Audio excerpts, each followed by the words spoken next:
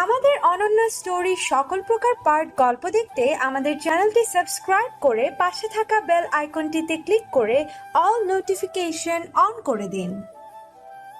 দীপ্তর পৃথিবীটা যেন থমকে আছে। সে নিজেও একজন অনুভূতিহীন পাথর। পুরো মাথাটা ফাঁকা ফাঁকা লাগছে, শুধু তীব্র ব্যথা অনুভূত হচ্ছে। দৃষ্টিতে এক পৃথিবীর শূন্যতা, হৃদয় জুড়েও। কতটা সময় পেরিয়ে গেল তারও কোনো হিসেব নেই। পুরোপুরি অস্তিত্বহীন এক জড়বস্তু বলেই বোধ হচ্ছে। হঠাৎ বৃষ্টি পড়তে শুরু করলো। প্রথম ঝিরিঝিরি, তারপর ঝুম বৃষ্টি। তাতেও দীপ্ত নির্বিকার, শুধু মাথাটা সোজা করে নিল, চোখ আর নাকে পানি ঢুকে পড়া থেকে বাঁচাতে। পৃথিবী জুড়ে একসময় নামলো প্রগাঢ় অন্ধকার। সেই আধার ওকে আশ্রয় দিল। ধীরে ধীরে অসারতা কাটতে থাকলো। আজ এই ঝুম বৃষ্টিতে পার্কের লোক সমাগম এখন নেই বললেই চলে। ওর মানসপটে ভেসে উঠল ছোট্ট দীপ্ত, ওইটুকু বয়সে যার মুখোমুখি হতে হয়েছিল এই জগতের সবচাইতে নির্মম প্রশ্নের। তুমি কার কাছে থাকতে চাও, বাবার কাছে নাকি মায়ের সাথে? ওর ছোট্ট পৃথিবীটা তখন কেবল ওই দুটো মানুষকে ঘিরেই আবর্তিত ছিল। সেই পুরো পৃথিবীর আশ্রয় থাকতে চেয়েছিল, সেটা নাকি সম্ভব নয়। পৃথিবীটাতে ভাঙন অসম্ভবই। ওর শিশু মনের চাওয়ায় কিছু আসে যায় না। ওর প্রতি মায়ের উদাসীনতা আর বাবার স্নেহ মমতায় সে সিদ্ধান্ত দিয়েছিল তখন। কিন্তু ওর হৃদয়ে গড়া যে পৃথিবী, তা ভেঙে দুই টুকরো হয়ে গিয়েছিল। গাছ ভাঙলে যেমন তা কখনো জুড়ে দেয়া যায় না, বিশ্বাসের পৃথিবীটাও ঠিক তেমন। ওর ভেতরটা তখন তেমনই চিরদিনের জন্য খণ্ডিত হয়ে গিয়েছিল। রাতে বাবার বুকে শুয়ে সে ভাবতো, এই বুঝি মা আসবে, ওকে জড়িয়ে ধরে বলবে, আমার খোকন সোনাটা ঘুমিয়ে পড়েছে, আয় বাবা তোকে ঘুম পাড়িয়ে দিই।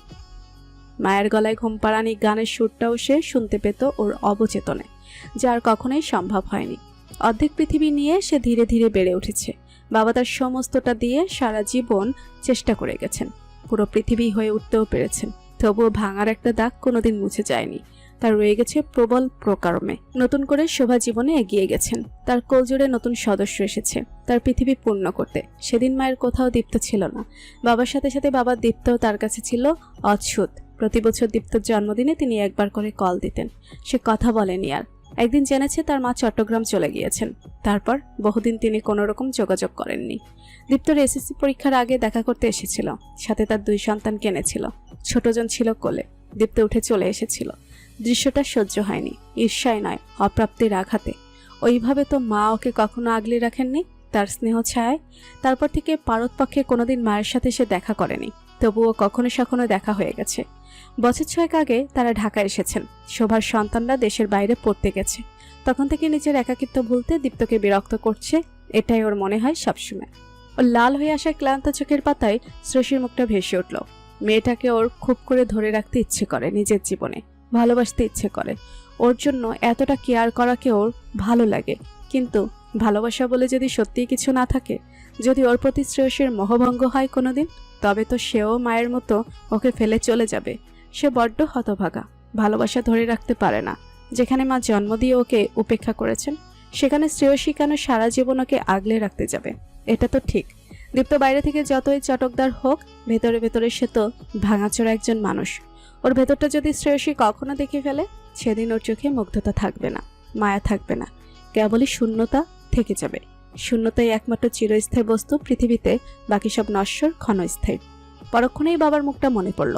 মানুষটা ওর মতোই অসহায়। ওদের যত দুর্ভোগ সমস্তই একজনের জন্য, ওর মা, তার স্ত্রী। ওই মানুষটাই শ্রেয়সীকে বড্ড স্নেহ করেন। তিনিও তো কতটা কষ্ট পাবেন। চিন্তাগুলো ডালপালা মেলে দিচ্ছিল দীপ্তর মনে। সেসব চিন্তা কতটা প্রাসঙ্গিক, কতটা অমূলক, তা তলিয়ে দেখার মতো মানসিক স্থিতি তখন ওর মধ্যে নেই। বৃষ্টি একসময় কমে এলো। বেশ কয়েকবার হাঁচি আসতেই খানিকটা যে তাড়া অনুভব করলো, বাসায় ফিরতে হবে। মারে 11:30 বাজে, আমি একবার বের হই। এইভাবে ঘরে বসে থাকতে ভালো লাগছে না। মহসিন সাহেবের উদ্বিগ্নতা দেখে শ্রেয়সী নিজের ভেতরের চিন্তাকে শান্ত করলো। তার বয়স হয়েছে।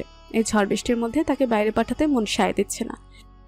বাবা, বৃষ্টি তো থামলো, হয়তো বৃষ্টিতে কোথাও আটকা পড়েছিল, এখন এসে পড়বে। আর কিছুক্ষণ দেখি। এর মধ্যে শ্রেয়সী কিছুক্ষণ আগে শিমুলের সাথে কথা বলেছে। সে বলেছে, আমি দেখছি, তুমি চিন্তা করো না, আঙ্কেলকে দেখো। মহসিন সাহেব শুনলেন না। তিনি পাঞ্জাবি গায়ে দিয়ে বেরিয়ে এলেন। দরজার কাছাকাছি আসতেই কলিং বেল বাজলো। দরজা খুলে বিধ্বস্ত দীপ্তকে দেখে দুজনে আটকে উঠলেন। দীপ্ত, কি হয়েছে? দীপ্ত ততক্ষণে টলছে। অস্ফুট স্বরে কি বলল বোঝা গেল না। ভেতরে ঢুকে সে পড়ে যাচ্ছিল প্রায়। মহসিন সাহেব আর সরষি দুই পাশে ধরল। দীপ্তর শরীর অসম্ভব ঠান্ডা হয়ে আছে, পুরো গা ভেজা। ছেলেকে ওভাবে দেখে মহসিন সাহেব অস্থির হয়ে গেলেন। ওকে বিছানায় শুয়ে মহসিন সাহেব বললেন, গরম পানি? তুমি বসো বাবা, আমি আনছি। মহসিন সাহেব দীপ্তর ভেজা কাপড় পাল্টে দিলেন অভ্যস্ত হাতে। এরপর মাথা মুছে দিতে লাগলেন। শেষে দীপ্তর পা কুসুম গরম পানিতে ডুবিয়ে দিল। আধা অচেতন মানুষটাকে হালকা করে বসিয়ে দিয়ে আদা লবঙ্গ দেওয়ার চা খাওয়ানোর চেষ্টা করলো। শ্রেয়সীকে নামিয়ে দেবার সময়ও তো দীপ্ত স্বাভাবিক ছিল। হঠাৎ কি হলো? এটা যে স্বাভাবিক বৃষ্টিতে ভেজা নয় তা বোঝা যাচ্ছে স্পষ্ট। রান্নাঘরে এসেছিল শ্রেয়সী, দেখলো বসার ঘরে রাখা মহসিন সাহেবের মুঠোফোনে কল আসছে। সে নিতে নিতে কেটে গেল শোভা। মহসিন সাহেবকে মোবাইলটা এগিয়ে দিলে তিনি কলারের নামটা দেখে বিতৃষ্ণায় সরিয়ে রাখলেন। তার ছেলে অসুস্থ, এখন তার উল্টাপাল্টা কথা শুনতে একদম ইচ্ছে করছে না তার। শোভা হাতের মুঠোফোনের দিকে মুহূর্তখানেক করুণ দৃষ্টিতে তাকিয়ে সেটা সরিয়ে রাখলো। দীপ্তর ঘৃণা ভরা দৃষ্টি তার হৃদয়ের তীরের মতো বিদ্ধ করছে। সেই ঘৃণার তীব্রতা তিনি সহ্য করতে পারছেন না। কি অসহ্য ঘৃণা নিজের সন্তানের তার প্রতি। তার চোখ বেয়ে দুফাটা জল গড়িয়ে পড়ল বহুকাল পরে। সদ্য তারুণ্যে পা দিয়ে শোভা গভীর প্রেমে পড়ে যান ধীর স্থির অথচ প্রাণখোলা মহসিনের। তিনিই প্রথম প্রেম নিবেদন করেছিলেন। সুন্দরী চপলার জেদি শোভাকে ফিরিয়ে দিতে পারেননি তিনি। কয়েকবার অস্বীকার করার চেষ্টা করেছেন, কিন্তু শোভার অদম্য জেদের কাছে তার আপত্তি খরস্রোতা নদীতে খড়কুটোর মতোই ভেসে গেছে। 4 বছর চলছে তাদের প্রণয় পর্ব। শোভার বাড়িতে বিষয়টা জানাজানি হয়ে যায়। মহসিন ততদিনে একটা চাকরি জুটিয়ে নিয়েছিলেন, কিন্তু শোভার পরিবারের চাহিদার সাথে সেটার দূরত্ব ছিল বিস্তর। তাই তারা অন্যত্র বিয়ে ঠিক করে ফেলেন। শোভা বরাবর জেদি, একরোখা। একবার যা তার মাথায় ঢুকে যায় তা থেকে তাকে বিচ্যুত করা তাদের পক্ষে সম্ভব হয়নি। তিনি একদিন ইউনিভার্সিটি থেকে সোজা মহসিনের মেসে চলে আসেন। সেই রাতেই তারা বিয়ে করেন। বিয়ের পরে তার পরিবার থেকে ঝামেলা করার চেষ্টা করেছিল, কিন্তু একজন সাবালিকা মেয়ের মতামতের বিরুদ্ধে কিছু করা যায়নি। বিয়ের প্রথম 2 বছর কেটে গেল স্বপ্নের মতো। কত স্বপ্নের হাতছানি, কত পরিকল্পনা সংসার নিয়ে। এরপর হঠাৎ দীপ্ত পেটে আসে। শোভা প্রথমে সন্তানকে রাখতে চাননি। সদ্য অনার্স শেষ হয়েছিল তার, জীবন কেবল শুরু। সেই মুহূর্তে মানসিকভাবে সন্তান জন্ম দেবার জন্য তিনি প্রস্তুত ছিলেন না, কিন্তু মহসিন সন্তান চেয়েছিলেন। তিনি কথা দিলেন, শোভা, আমি সব সামলে নেব, ও আসো প্লিজ। তিনি মেনে নিলেন। একটা ফুটফুটে সন্তান কোল জুড়ে এলো। তিনিও তার মায়ে জড়িয়ে পড়লেন। দীপ্ত জন্মানোর পরপরই মহসিনের প্রমোশন হলো। তার ব্যস্ততা বাড়তে থাকলো। বাড়িতে সময় দেওয়ার পরিমাণ কমে গেল। শোভার সহনশীলতা কমতে থাকলো। নিজেকে মনে হতে থাকলো একটা সন্তান জন্ম দেবার মিশন। সন্তান জন্ম দিয়েছেন, এখন তাকে লালন পালন করা ছাড়া তার জীবনে যেন আর কিছু নেই। একটা কাজের লোক ঠিক করে দিয়েই মহসিন তার দায়িত্ব শেষ করেছেন। শোভা জেদের বসে তাকে কাজ থেকে ছাড়িয়ে দিলেন। নিজেই রান্না, কাপড় কাচা সব করতে শুরু করলেন। দীপ্ত কান্নাকাটি করলে তার রাগ বাড়ত। মনে হতো সে জন্মালো বলেই তার যত দুর্ভোগ। মহসিন সাহেবের সাথে এটা নিয়ে ঝগড়া হতো। তিনি বললেন, সংসারে একজন সদস্য বেড়েছে, তার খরচ আছে, আমার অফিসে কাজের চাপ, তোমাদের জন্যই তো সব। এসব ছেলে ভোলানো কথা তার বিষয়ের মতো মনে হতো। তার মনে হতো লোকটা তাকে বাড়িতে রেখে বাইরে অন্য কারোর প্রতি আসক্ত হয়ে পড়েছে। এরকম হওয়া তো অসম্ভব নয়। এটা নিয়ে তাদের সংসারে অশান্তি হতে শুরু করলো। শোভার বোনদের সাথে যোগাযোগ ছিল। তাদের দেখে নিজের ভুল তিনি বুঝতে পারলেন। তিনি বোনদের মধ্যে সবচেয়ে মেধাবী ছিলেন, সুন্দরী, অথচ তাদের জীবনযাত্রার সাথে তার কত পার্থক্য। তিনি সংসার আর সন্তানের পেছনে খেটে মরছেন। তার জন্ম তো সেজন্য হয়নি। তার কত সম্ভাবনা ছিল, কত ভালো ক্যারিয়ার হতে পারত। তিনি মহসিন সাহেবকে একদিন বললেন, আমিও চাকরি করব। দীপ্তকে কার কাছে রাখবো? মানে? দেখো, দীপ্ত খুব ছোট, আর একটু বড় হোক, এখন ওর তোমাকে প্রয়োজন। এই কথার পর তার চোখ পুরোপুরি খুলে গেল। তিনি বুঝলেন তার যোগ্যতাকে লোকটা ভয় পায়, তাই সন্তান আর সংসারে বেঁধে রাখতে চায়। তার মন বিদ্রোহ করল। সংসারের প্রতি তিনি বীতশ্রদ্ধ হলেন। 4 বছরে দীপ্ত দুষ্টমি করলে তার গায়ে হাত পর্যন্ত তুলেছেন কয়েকবার। নিজের জেদি সত্তা যা সংসারে জাতাকলে হারিয়ে যেতে বসেছিল, সে সত্তা ফিরে এলো। মহসিন নামের লোকটা তার জীবন নষ্ট করেছে। তিনিও তাকে বুঝিয়ে দেবেন তিনি মোটেও ফেল না নন। একসময় সরকারি চাকরির বয়স শেষ হয়ে গেল। তার বছরখানেক আগে অবশ্য লোকটা বলেছিল, তুমি চাইলে এখন চাকরি করতে পারো। তিনি তখন তাতে কেন সাড়া দেবেন? তিনি কারো হাতের কাঠের পুতুল নন। যখন চাবে দেবে তিনি নাচবেন। এখন তার ইচ্ছে নেই। দীপ্তর বয়স যখন 6, তখন তাদের সম্পর্কটা পুরোপুরি বিষাক্ত হয়ে উঠল। একই ছাদের তলায় যেন তাদের বিষ নিঃশ্বাস পড়ছিল। তবুও দিন শেষে লোকটা ক্লান্ত পরিশ্রান্ত মুখে ছেলেকে জড়িয়ে বিষাদ নিয়ে ঘুরত তার সামনে দিয়ে। তার পৈশাচিক আনন্দ হতো। এই সম্পর্কে একসময় শোভাও ক্লান্ত হয়ে গেলেন। তিনি নিজেই মহসিনকে বললেন, আমি আর এক ছাদের নিচে তোমার সাথে থাকতে চাই না, ডিভোর্স চাই। মহসিনও হয়তো মুক্তির পথ খুঁজছিলেন। তিনি রাজি হয়ে গেলেন। শোভা ততদিনে একটা জিনিস বুঝেছে, দীপ্ত হলো লোকটার সবচাইতে বড় দুর্বলতা। শোভারও মায়া আছে সন্তানের প্রতি। তিনি কেন সন্তানকে ছাড়বেন ওই লোকের জন্য? আজ দীপ্ত বলল তিনি নাকি কেবল প্রতিশোধ চরিতার্থ করার জন্যই ওকে কাছে রাখতে চেয়েছিলেন। কথাটা তো পুরোপুরি ঠিক নাই। প্রতিশোধ অবশ্যই একটা কারণ, কিন্তু সন্তানকে তো তিনি জন্ম দিয়েছেন, পেটে ধরেছেন। কিন্তু দীপ্ত এলো না তার সাথে। প্রথম দিকে তার ভীষণ কষ্ট হতো ছেলেটার জন্য। একসময় পরিবারের মতে আবারও বিয়ে করলেন। সেখানে সংসার খেলা নেই। কিছুদিন পরপর সমমনা মানুষদের নিয়ে গেট টুগেদার, কিছুদিন পরপর ট্রিপে যাওয়া, সেসবে তিনি অভ্যস্ত হয়ে উঠলেন। তবুও দীপ্তর মুখটা একখণ্ড পিছুটান হয়ে রইল তার এগিয়ে যাওয়া জীবনে। তিনি কখনো সিঙ্গাপুর, কখনো থাইল্যান্ড, কখনো নেপাল এসব করতে করতে যেটুকু অবসর পেতেন, তখন ওই লোকটার বাসায় টেলিফোন করে দীপ্তর খোঁজ নিতেন। আর আবারও সন্তান এলো কোলজোরে। তিনি তাকে আঁকড়ে ধরে দীপ্তকে ভুলতে চেষ্টা করতে থাকলেন, কারণ দীপ্তর সাথে মহসিন আছে, তার সাথে কথা বলতে হয় আগে। এটা তার জন্য চরম অবমাননাকর বলে মনে হতো। কিন্তু চাইলেই কি যাকে এতগুলো দিন নিজের ভেতরে ধারণ করে জন্ম দিয়েছেন তাকে ভোলা যায়? তিনিও ভুলতে পারেননি। আরেকবার তিনি সন্তান সম্ভাবা হলেন 3 বছর পর। তখন তিনি আবারও দীপ্তর সাথে যোগাযোগ করার চেষ্টা করলেন, কিন্তু ছেলে তার সাথে কথা বলতে চায় না। অনেক চেষ্টা করেছেন, কিন্তু ছেলের অভিমান তিনি ভাঙাতে পারেননি। এখন বয়স হয়ে যাচ্ছে, তার অন্য 2 ছেলে মেয়ে তাদের নিজেদের জগতে ব্যস্ত। তার স্বামীও এখন অসুস্থ, তার চিকিৎসার জন্য সিঙ্গাপুর থাকেন। তিনি এই বিশাল বাড়িতে একা। তার ফেলে আসার সময়ের কথা মনে পড়ে। মহসিনকে তিনি ক্ষমা করতে পারেননি, কিন্তু সন্তানকে তিনি ভুলতে পারেননি। তো প্রায় কল করতেন, কিন্তু ধরে না, ব্লক করতো আগে। তিনি অন্য নাম্বার নিয়ে আবারও কল দিতেন। এখন বেজে যায় ঠিক, কিন্তু রিসিভ হয় না। মনে হয় এই তো সেদিন ছোট্ট দীপ্তকে তিনি প্রথমবার কোলে নিলেন। সেই ছেলে বিয়ে করেছে, তাকে জানায়নি পর্যন্ত কেউ। মহসিন যে এভাবে তার উপরে প্রতিশোধ নেবে তিনি ভাবেননি। এর জন্য তাকে ক্ষমা করবেন না। ছেলের মনে কতটা বিষ বাষ্প ভরে দিয়েছে লোকটা তাকে নিয়ে আজ ওর অভিব্যক্তিতে তা স্পষ্ট। যে রেগেছিল, রাগের মাথায় খারাপ কিছু ঘটিয়ে না ফেলে। এর জন্য অনেক ভেবে তিনি লোকটাকে কল দিয়েছিলেন আজকের বিষয়টা বলতে, সাথে কড়াই গন্ডায় হিসাব চাইতে। কিন্তু স্পর্ধা দেখিয়ে কল কেটে দিল মুখের উপরে। তিনি ছেলের খারাপ কোনোদিন চান না, চাইবেনও না। হাজার হোক দীপ্ত তো তারই অংশ। তিনি সন্তানের খারাপ কি করে চাইবেন? এটা কেন ছেলেটা বুঝল না। রাতে মহসিন সাহেব আর শ্রেয়সী কারোরই ঘুম হলো না।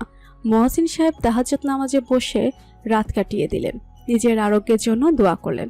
শ্রেয়সী দীপ্তর পাশে জেগে শুয়ে বসে কাটালো। দীপ্ত কখনো ঘেমে উঠছে, আবার কিছুক্ষণ পরেই ঠান্ডায় কুকড়ে যাচ্ছে। ঘরের পরিবেশ ওর উপযোগী করে দিচ্ছিল শ্রেয়সী। ভেজা কাপড়ে গা মুছে দিয়ে কপালের উপরে পট্টি দিয়ে দিয়েছে অনেকবার। শরীর কাঁপিয়ে জ্বর এসেছে যে বেঘরে পড়ে রইল দীপ্ত। আধো অবচেতনের শ্রেয়সীর হাত কখনো ধরে রইল খুব শক্ত করে। অনেক কিছু বলেছে অস্ফুট স্বরে, যার বেশিরভাগ কথাই অবদ্ধ বলে মনে হলো। কখনো মা, কখনো বাবাকে উদ্দেশ্য করে কথা বলছিল, কখনো শ্রেয়সীর উদ্দেশ্যে। 4টার পরে একবার শ্রেয়সীর তন্ডা মতো এসেছিল। তখন দীপ্তর মুখের কাছে থাকায় একটা কথা শুধু বুঝতে পারল। আমাকে ছেড়ে চলে যাবে তুমি মায়ের মতো? তন্ডাচ্ছন্ন শ্রেয়সী দীপ্তকে আগলে নিয়ে বিড়বিড় করে বলল, আমি তোমার সাথে আছি দীপ্ত, তুমি সুস্থ হয়ে ওঠো। দীপ্তর জ্বর ক্লিষ্ট ক্লান্ত মুখে যেন কিঞ্চিত হাসি ছুঁয়ে গেল। কিছুক্ষণের মধ্যেই ঘুমিয়ে পড়ল। শ্রেয়সী দীপ্তর মাথায় আঙুল বুলিয়ে দিতে দিতে তাকিয়ে রইল নির্নিমেষ। কেমন অসহায় লাগছে ছেলেটাকে। এই মুখটা ছেড়ে সে কোথায় যাবে, কেন যাবে? দূরের মসজিদে ফজরের আজান দিল। দীপ্তকে ছেড়ে উঠে নামাজ পড়ল শ্রেয়সী। এরপর রান্নাঘরে গেল। যাবার সময় দেখল মহসিন সাহেব বসার ঘরে তসবিহ হাতে বসে আছেন। ওকে বেরোতে দেখে জিজ্ঞেস করলেন, এখন কেমন আছে? জ্বর বেশি দেখলাম, তবে এখন শান্ত হয়ে ঘুমিয়েছে। মহসিন সাহেব ঘরে গিয়ে দীপ্তর মাথার কাছে বসে ফু দিলেন দোয়া পড়ে। এর মধ্যে শ্রেয়সী চা এগিয়ে দিল। নাও বাবা, চাটা শেষ করে ঘুমাও, আমার কথা তো শুনলে না। সন্তান অসুস্থ থাকলে আমার ঘুম হবে বুঝি? তোদের ঘরে আসুক তখন বুঝবি। শ্রেয়সী মৃদু হেসে পড়ল, তোমার নিজের দিকে খেয়াল করো। রাতে সেই বৃষ্টির মধ্যে ডাক্তার আনতে চলে গেলে, এখন তোমার ছেলে স্বাভাবিক আছে। দীপ্তটা জ্বর এলে বারবারই এমন হয়ে যায়, কাতর হয়ে পড়ে। ও বৃষ্টিতে ভিজতে পারে না। হঠাৎ কি হলো এভাবে অনেকক্ষণ ধরে ভিজলো? জিজ্ঞেস করলাম, উত্তর দিল না। সকালে জানা যাবে। তুই বরং ঘুমা, তুইও সারা রাত জেগেছিলি। আমার অভ্যাস আছে। আমি আজ ছুটি নিব বাবা, রেস্ট নেবার সময় আছে। খানিকক্ষণ ইতস্তত করে শ্রেয়সী প্রশ্ন করলো। আচ্ছা বাবা, ওর মধ্যে ওর মাকে নিয়ে, মানে রাতে ঘুমের মধ্যে। মুয়াজ্জিন সাহেবের মুখ গম্ভীর হয়ে উঠল। দীপ্ত আমার খুব লক্ষ্মী বাচ্চা, জানিস তো? ওইটুকু বয়সে যার মাঝখান দিয়ে যেতে হয়েছিল, তাতে আমি খুব ভয়ে থাকতাম সারাক্ষণ। আমাকে ভুল প্রমাণ করেও খুব দ্রুত পরিস্থিতির সাথে অ্যাডাপ্ট হয়ে নিল। তবুও আমি বাবা তো, আমি জানি কিছু ক্ষত হয়তো ব্যান্ডেজ বেঁধে লুকিয়ে রাখা যায়, কিন্তু নিরাময় করা সম্ভব হয় না। শোভাও ওর জন্য তেমনই একটা ক্ষত হয়ে আছে। দীপ্ত হয়তো বিষয়টা নিয়ে ইনসিকিউর ফিল করে, একটা স্পষ্ট ইনসিকিউরিটি আমি মাঝে মধ্যে বুঝতে পারি। ওর মধ্যে একটা প্রবল ভয় আমি গতকাল দেখতে পেয়েছি, যদি আমিও তার মায়ের মতো ছেড়ে চলে যাই। একটা দীর্ঘশ্বাস ফেলে কথাটা বলল শ্রেয়সী। ওর মাথায় হাত রেখে মহসিন সাহেব বললেন, তুই বুদ্ধিমতী মেয়ে মা। মায়ের চলে যাওয়াটা ওর ভিতর খুব গভীর একটা দ্বিধা তৈরি করে দিয়ে গেছে। ও তোকে যখন আরো ভালো করে বুঝতে শুরু করবে, সেই দ্বিধা কেটে যাবে আমি নিশ্চিত। শ্রেয়সী একবার চকিতে দীপ্তর ঘুমান্ত মুখের দিকে তাকিয়ে দৃষ্টি ফিরিয়ে নিয়ে মনে মনে বলল, এখনো তুমি আমাকে পুরোপুরি বুঝতে পারোনি দীপ্ত, তবে আমি তোমার দ্বিধা কাটিয়ে দিব, তুমি দেখো। মহসিন সাহেব মনে মনে দোয়া করলেন, আল্লাহ ছেলে মেয়ে দুটোকে সুখে শান্তিতে রেখো। দীপ্তকে 9:30টায় ঘুম থেকে ডাকলো শ্রেয়সী। তার আগে থার্মোমিটারে দেখলো জ্বর এখনো 101। রাতে 103 ছুঁয়েছিল পারদ। দীপ্ত উঠে বসলো। ভেবেছিল শ্রেয়সী গতকাল দেরি হওয়া নিয়ে প্রশ্ন করবে, তা না করে মেয়েটা বলল, হাত মুখ ধুয়ে আসো, খেতে হবে, এরপর ওষুধ আছে। দীপ্ত আড়মোড়া ভাঙতে চেষ্টা করে মাথা চেপে ধরে বলল, প্রচন্ড মাথা ব্যথা করছে। আমাকে ধরে উঠে এসো। দীপ্ত সারা ঘরে ওর জ্বরের চিহ্ন দেখতে পেল না। এরই মধ্যে মেয়েটা মোটামুটি গোছগাছ করে ফেলেছে। তবে চোখে ঘুম না হওয়ার ক্লান্তি। সে দেখেছে মেয়েটা ওর কি পরিমাণ যত্ন করেছে। দীপ্তর মনে হলো যদি কোনো একসময় সুর কেটেই যায়, তাহলে শুধু শুধু মায়া বাড়িয়ে লাভ কি। সে ম্রিয়মান গলায় বলল, আমি উঠতে পারবো। সেটা জানি, তবে এখন নিজের এই মেল ইগো দূরে রাখো। এখানে মেইল ইগো কোথেকে এলো? বিছানা থেকে বউয়ের সাহায্য নিতে হচ্ছে, এটা তোমার পৌরুষে আঘাত করছে না বলতে চাইছো? দীপ্ত কিছুটা হকচকিত হলো। এই মেয়ে যে মহা ঝগড়াটে সে ভুলে গিয়েছিল। আচ্ছা ধরে তোলো। এখন ঝগড়া করতে ইচ্ছে করছে না, স্টামিনাও নেই। শ্রেয়সী জানে স্বাভাবিক কথার মানুষ এই ছেলে না। মাঝে মাঝে এর ঘাড়ের তার ছিঁড়ে যায়। তে বাঁকা পথে হাঁটলো। যে রোগের যে ওষুধ, সুন্দর কাজ করলো। মহসিন সাহেব উঠে পড়েছেন। খাবার টেবিলে ছেলের কুশল জিজ্ঞেস করলেন। এরপর স্বস্তির নিঃশ্বাস ফেললেন। দীপ্ত অল্প একটু খেয়ে আর খেতে পারছিল না, মুখ তেতো হয়ে আছে। মহসিন সাহেব নিজের হাতে জোর করে খাইয়ে দিলেন। শ্রেয়সীর ছবি তুললো একটা। দীপ্ত জিজ্ঞেস করলো, ছবি তুলছো কেন? ধেরে খোকার খোকাপনা দেখার সৌভাগ্য হলো। এটা ফ্রেম বন্দি না থাকলে হয়। তোমাকেও তো মা খাইয়ে দেয়, তার বেলা। আমি তো ভাব নিয়ে বলি না, আমার সাহায্য লাগবে না, তাই দুটো এক করবে না, বুঝলে? না চাইতেও দীপ্ত হাসলো। সেই হাসি দেখে শ্রেয়সী ভীষণ স্বস্তি পেল। পরিবেশটা খুব গুমট হয়ে উঠেছিল, যে হালকা করার প্রয়োজন ছিল। সে সফল। শ্রেয়সী বারান্দায় এসে দাঁড়িয়েছে। একটা শীতল বাতাস এসে গায়ে লাগলো। ওর নিজেরও মাথাটা ভীষণ ধরেছে। তুমি এত কিছু আমার জন্য কেন করছো? দীপ্তর কণ্ঠস্বর শুনে ঘাড় ফিরিয়ে ওকে দেখলো শ্রেয়সী, কিন্তু উত্তর দিল না। বললে না? আবার সে এক গান।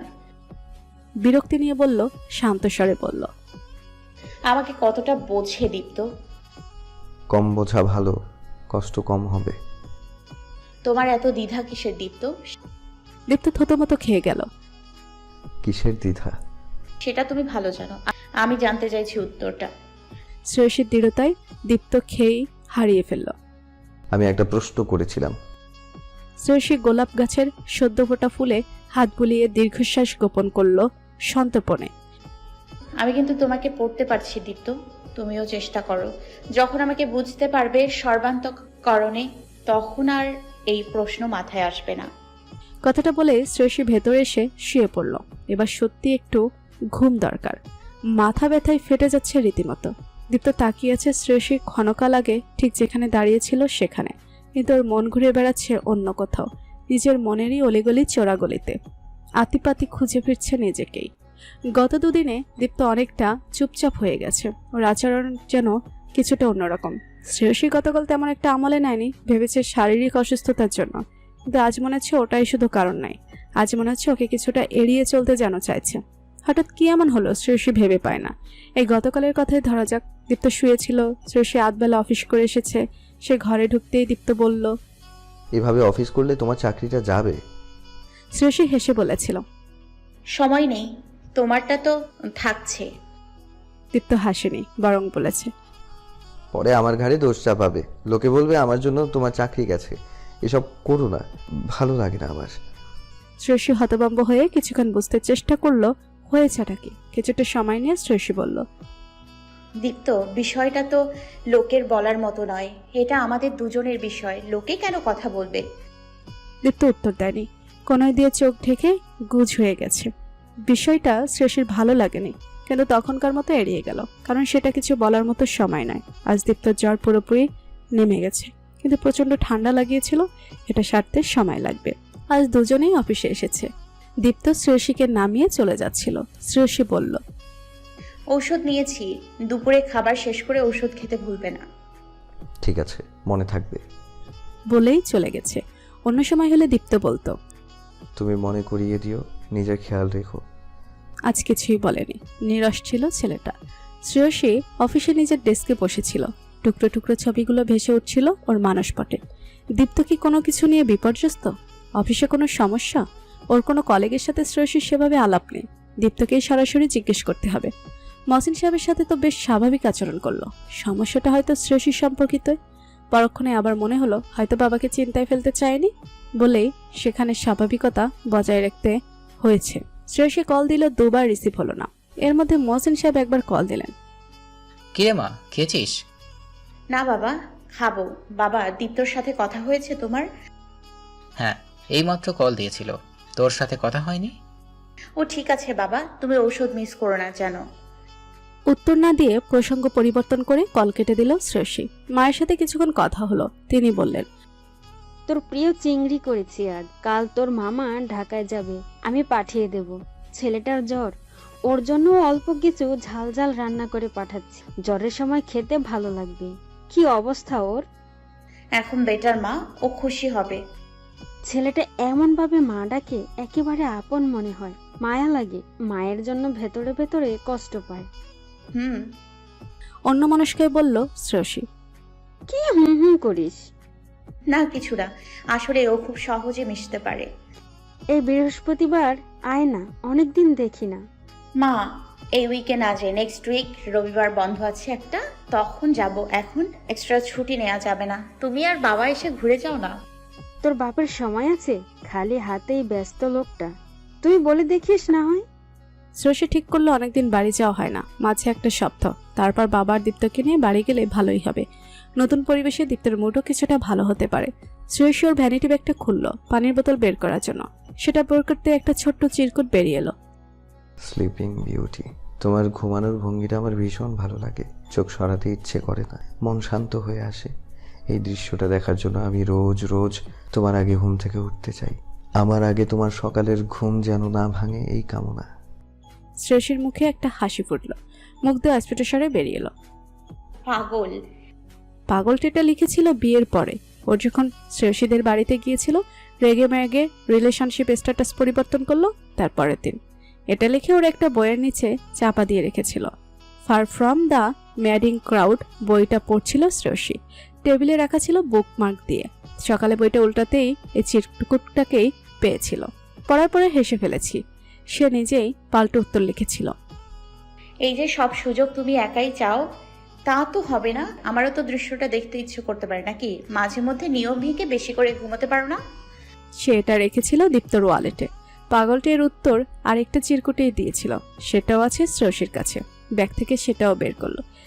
কিছু সুযোগ ভাগাভাগি করার পক্ষে নই আমি, বুঝলেন? শ্রেয়সী বুঝতে পেরেছিল এরপর সেও উত্তর দিলে চিরকুট খেলা চলতেই থাকবে, তাই আর লেখা হয়নি।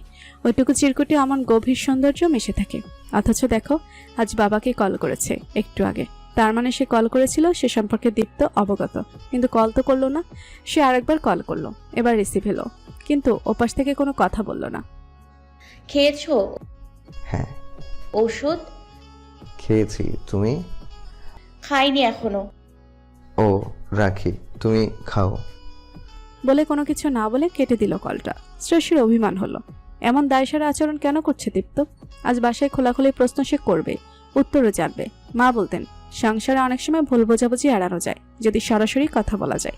ভেতরে অভিমান জমিয়ে রাখলে লৌহপিণ্ড হয়ে যায় একসময় অভিমান, যখন তা সহজে গলানো সম্ভব হয় না। দীপ্ত বসে আছে নিজের ডেস্কে, শরীরে জ্বর সেরেছে, কিন্তু ওর সমস্ত মন জ্বরে আক্রান্ত হয়ে আছে এখন। সেই জ্বরের উত্তাপে হৃৎপিণ্ড পুড়ে ছাই হয়ে যাচ্ছে। সেই উষ্ণতা সে ছাড়া আর কেউ অনুভব করতে পারবে না। মুঠোফোনে শ্রেয়সীর কলটা দেখার পর তা রিসিভ করার জন্য ভেতরটা কেমন কাতর হয়ে যাচ্ছিল, কিন্তু মনের অন্য এক অংশ বড্ড অপারগ। কেন যে অপারগতার শিকল সে ভাঙতে পারছে না। এখনো সে খায়নি, খেতে রুচি হয়নি মোটেও, মুখ এখনো তেতো। মনেরও অবস্থা অভিন্ন নয়। বারবার শ্রেয়সীর নম্বরটা ডায়াল করতে গিয়ে হাত সরিয়ে নিল সে জানে না, কিন্তু ভেতরে কিসের একটা দুর্বেদ্য বাধার প্রাচীর সে কিছুতেই অতিক্রম করতে পারল না। ওপাশ থেকে আবারও কল এলো। এবারও অনেক কিছু বলা থেকে নিজেকে বিরত রাখলো, কোনো মতে কথা শেষ করলো। ওপাশে শ্রেয়সীর ভালো লাগবে না সে জানে, কিন্তু ওইটুকু কথাতেই সে ভীষণ শান্তি পেল। দগ্ধ মনের দহনে কিছুটা যেন সহসা ঝিরিঝিরি বৃষ্টি নামলো। এই কেবিনে ওর দম বন্ধ হয়ে আসছিল। সেদিন শোভা এখানে এসেছিল, ওর সামনে বসেছিল, এখন নেই, কিন্তু একটা বিষ বাষ্প ছড়িয়ে গেছে ঘর জুড়ে, দীপ্তর সমস্ত মন জুড়ে। দীপ্তর মনে হলো সে কি ধীরে ধীরে পাগল হয়ে যাচ্ছে? ওর মাথায় কি কোনো গন্ডগোল দেখা দিচ্ছে? নইলে এমন খাপছাড়া অযৌক্তিক আচরণ কেন করছে? কেন সবটা উপলব্ধি করেও নিজেকে নিবৃত্ত করতে পারছে না, মেলে দিতে পারছে না? দীপ্ত দুদিন ধরে বাসায় ফিরে রাত করে সেদিন শ্রেয়সী প্রশ্ন করেছিল, আমাকে বলবে তোমার কি হয়েছে? দীপ্ত উত্তরে বলেছিল, আমার আবার কি হবে, জ্বর হয়েছিল, এখন ঠিক নেই। তাহলে এরকম অদ্ভুত আচরণ কেন করছো? আমার কোনো আচরণ তোমার কাছে অদ্ভুত লাগছে? এই যে কথা বলছো না, ঠিক আছে, চুপচাপ হয়ে গেছো, মনে হয় কি যেন ভাবো সব সময়। কি ভাবো এত, আমাকে বলা যাবে? দীপ্ত শ্রেয়সীর দিকে চোখ ছড়িয়ে হঠাৎ যেন কোনো গুরুত্বপূর্ণ কাজের কথা মনে পড়ে গেছে এমন ভঙ্গিতে উঠে দাঁড়িয়ে বলল, আমি এমনই। এরপর চার্জ থেকে মুঠোফোন খুলে নিয়ে বিছানায় বালিশে হেলান দিয়ে সেদিকে মনোনিবেশ করলো। দীপ্ত, মানুষ যখন হুট করে বদলে যাবার চেষ্টা করে সেটা খুবই আরোপিত মনে হয়। আমার চিন্তা হচ্ছে তোমাকে নিয়ে। আমাকে নিয়ে চিন্তার কি আছে? আমার সময়ের মধ্যে মি টাইম বলে কিছু থাকতে পারে না? বাসায় থাকলে পুরো সময় তোমার সাথে থাকতে হবে? আমি নিজেকে কিছুটা সময় দিতে চাইছি। আমি কি তোমাকে বিরক্ত করছি? দীপ্ত সাথে সাথে উত্তর দিল, কিছুক্ষণ একা থাকি প্লিজ, এখন কথা বলতে ভালো লাগছে না। বলে আবারও বুধ হয়ে গেল মুঠোফোনে, যেন এখন আর অন্য কিছু দীপ্তর আশেপাশে নেই, কেউ নেই। শ্রেয়সী নিজেকে বড্ড উপেক্ষিত মনে হলো। সে বারান্দায় গিয়ে বসলো, মাথায় যন্ত্রণা হচ্ছিল। দীপ্ত তার মি টাইম কাটাক, সে কারো বিরক্তির কারণ হতে চায় না। সে ঠিক করলো আর প্রশ্ন করবে না, ওর যখন সময় হবে নিজেই বলবে। গত দুদিন তাই আর ওই প্রসঙ্গ তোলেনি শ্রেয়সী। ওদের রুমে যখন দুজন একসাথে থাকে মনে হয় দুটো বিচ্ছিন্ন দ্বীপ যেন সহসা মুখোমুখি হয়ে গেছে। এখন কি করা উচিত, চেনাশোনা কিভাবে হবে এর কিছুই তারা জানে না। ঘুমট বাতাসে ভরে থাকে 4 দেয়ালবদ্ধ ওইটুকু কক্ষ। দম বন্ধ করা বাতাসে শ্বাসকষ্ট হয়।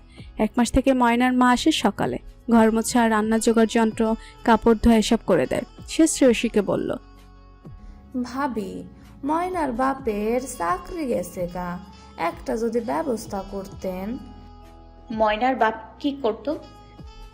ড্রাইভার আইছিল, সাহেব গাড়ি বেইছে দিছে, ওর কাম নাই।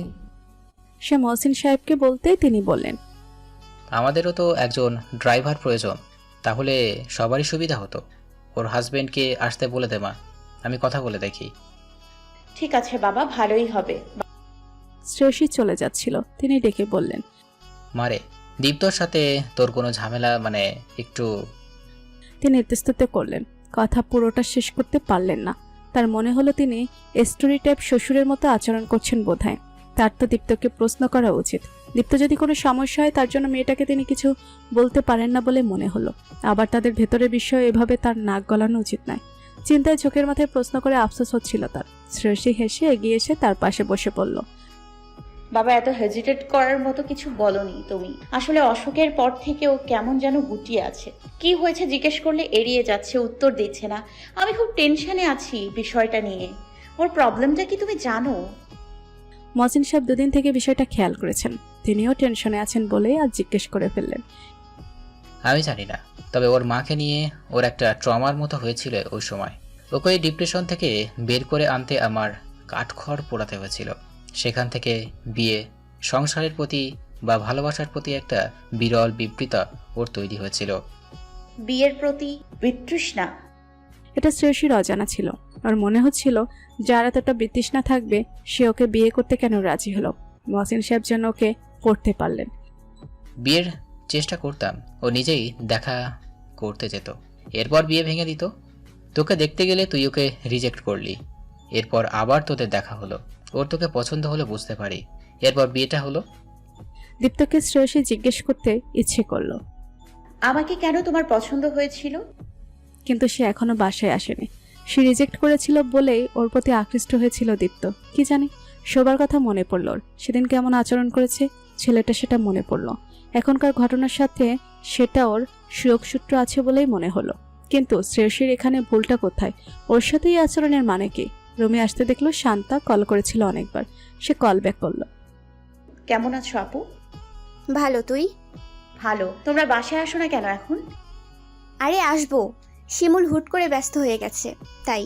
শোন না, পরশু অবশ্যই তুই আর দীপ্ত আমার বাসায় আসবি। কোনো উপলক্ষ? অবশ্যই, আমাদের ম্যারেজ অ্যানিভার্সারি, মিস করিস না কিন্তু। আঙ্কেলকেও বলেছিলাম কিন্তু উনি আসবেন না। ঠিক আছে শান্ত আপু, অবশ্যই যাব। অফিস থেকে ফেরার সময় আলাউদ্দিন এলো গাড়ি নিয়ে। সে ময়নার বাবা, দীপ্ত আসেনি। শ্রেয়সী কল দিতে দিতে গাড়িতে উঠে বসলো। দীপ্ত ধরল না। বাসায় এসে শ্রেয়সী একটা শাড়ি বের করলো, জলপাই রঙের জামদানি শাড়ি। এটা ওদের বিয়ের সময় দিয়েছিল এখান থেকে, আগে পরা হয়নি। শিমুলা শান্তা দীপ্তের জন্য ভীষণ স্পেশাল মানুষ। তাদের বিবাহ বার্ষিকী, ওর সাথে খুব ভালো সখ্যতা তাদের। দীপ্ত বাসায় কখন আসবে ফোনও ধরছে না। থাক, ও রেডি হয়ে থাকুক। গতকাল রাতেও শান্তা আরেকবার কল দিয়েছিল। সে গোসল করে সময় নিয়ে শাড়িটা পরলো। জামদানি একা একা পরাটা বেশ ঝক্কির। শাড়ি পরতে অনেকটা সময় লেগে গেল। ড্রেসিং টেবিলের সামনে এসে বসলো। এরপর এই শাড়ির সাথে মানানসই সাজগোজ করলো। কি মনে করে দীপ্তর গাছ থেকে দুটো গোলাপ ছিঁড়ে খোপায় গুজলো। এবার মনে হলো সাজ পরিপূর্ণ হলো। ঘড়ির দিকে তাকিয়ে দেখলো প্রায় 7টা বেজে গেছে। ও বেরিয়ে এলো ড্রয়িং রুমে। ওকে দেখে মহসিন সাহেব বললেন, বেরোবি এখন? ও তো এলো না, কল রিসিভ করছে না। বস তাহলে, ওর টাইম সেন্সের এই অবস্থা তো ছিল না। 7:30টার দিকে শান্তার কল এলো। তুই এলি না কেন দীপ্তর সাথে? দেরি করিস না, চলে আয়। দীপ্তের সাথে গেছে আপু? হ্যাঁ, সেই 6টার সময়। আমি তো রান্নাঘরে ছিলাম। এখন ফ্রেশ হয়ে রেডি হয়ে দেখি তুই আসিসনি। আপু সরি, দেখো আমার শরীরটা খুব খারাপ লাগছে, প্রেশার লো হয়ে গেছে ভীষণ। তোমাদের জন্য অনেক শুভকামনা থাকলো। তুই তাহলে আসবি না? ভীষণ ইচ্ছে ছিল আপু, কিন্তু শরীর। দীপ্তর সাথে তোর, আচ্ছা থাক, পরে কথা বলি এটা নিয়ে। তুই যত্ন নিস নিজের। শান্তাপু বুঝতে পারলেন দীপ্তর এভাবে ওকে না বলে চলে যাওয়াতে সে এটা করলো। শ্রেয়সীর দিকে তাকিয়ে মহসিন সাহেব কি বুঝলেন সে জানে না। ও তাকিয়ে বলল, আমি একটু রুমে যাই বাবা, তুমি খেয়ে নিও, আমার ঘুম পাচ্ছে। তার চোখে সহানুভূতি ছিল, সেটা আরো পড়াচ্ছিল ওকে। ভীষণ অপেংতেও বলে মনে হলো নিজেকে। শান্তা শিমুলের কাছে ওকে এভাবে অপমানিত করার সাহস দীপ্তকে কে দিয়েছে? ঘরে এসে কোনো রকমের শাড়ি বদলে শুয়ে পড়ল সে। চোখ দিয়ে জল গড়িয়ে পড়ল কষ্টে অপমানে। এমন উপেক্ষা আর অসম্মান ওকে আজ অব্দি কেউ কোনোদিন করেনি। দীপ্ত যে বদলে যাচ্ছে তা সে নিজেও বুঝতে পারছে। যেখানে কোথাও যাবার থাকলে সে একেবারে শতভাগ পারফেকশন আনার জন্য চেষ্টা করে নিজের অ্যাপিয়ারেন্সে, সেখানে এখন সে প্রিয় বন্ধুর এত বড় অ্যানিভার্সারি পার্টিতে সে অফিসের গেট আপেই চলে এসেছে। খাবারের পরে শিমুলের বাসায় আড্ডার আসর জমল। সেখানেও দীপ্ত গুম হয়ে রইল প্রায়। একসময় উঠে বিদায় নিতে গেল। শান্তা বলল, তুমি কিছুক্ষণ পরে যাও, কথা আছে। অগত্যা বসে রইল সবাই চলে যাবার জন্য। কি কথা হতে পারে সে বুঝতে পেরেছে। চলে যেতে ইচ্ছে করছিল, তবুও বসে রইল। বাসায় গিয়ে শ্রেয়সীর মুখোমুখি হতে হবে বলে আজ সে যা করেছে তারপর আর ওর সামনে গিয়ে দাঁড়ানোর মতো মুখ ওর নেই বলেই মনে হচ্ছে। সে তুলনায় এখানে নির্জীব হয়ে কিছুক্ষণ বসে থাকাও ভালো। সবাই চলে যাবার পরে শিমুল ওর পাশে এসে বসলো। শান্ত এসে বলল, আজ যা করলে এটা কি ঠিক করেছো? দীপ্ত উত্তর দিল না। শিমুল কথা বলল এবার। উত্তর দে। দুদিকে মাথা নাড়ল দীপ্ত। তাহলে কেন করলি? আমি ভয় পাই। কিসের জন্য তুই জানিস? আবার সেই একই গান।